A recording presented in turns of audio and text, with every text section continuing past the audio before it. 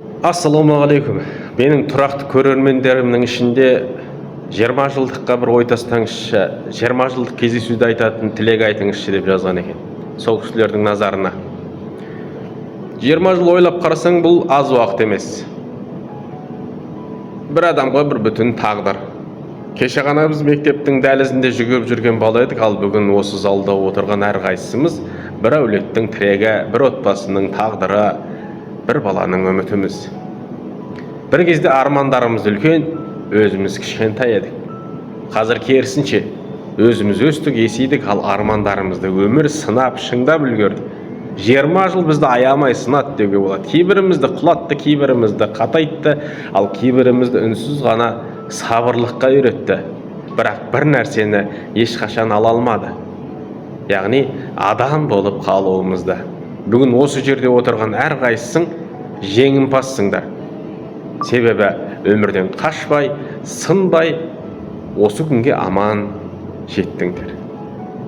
Біз әртүрлі болдық. Мінезіміз бөлек, тағдырымыз бөлек. Бірақ бізде бір ортақ нәрсе бар.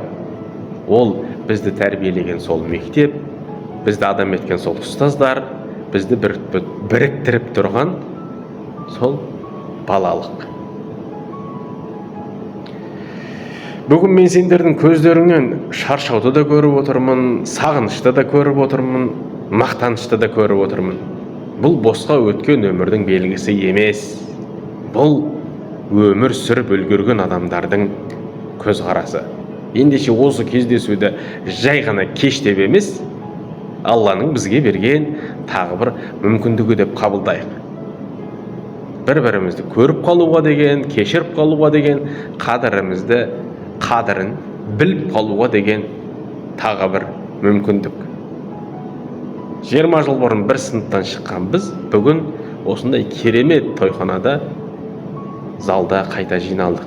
Демек біздің арамыздағы байланыс уақыттан да мықты болып тұрғаны. Алла әрқайсымызға жарқын ғұмыр, балаларымыздың қызығын көруді, ата-анамыздың батасын алып қалуды нәсіп етсін.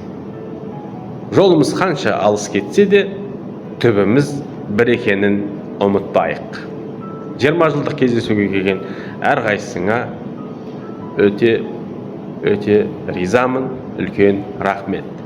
Сендер барда бұл естеліктер ешқашан өлмейді, өшпейді. Ал енді бізді тәрбиелеген, шоқытқан ұстаздарымызға басым дейіп алғыс білдіремін.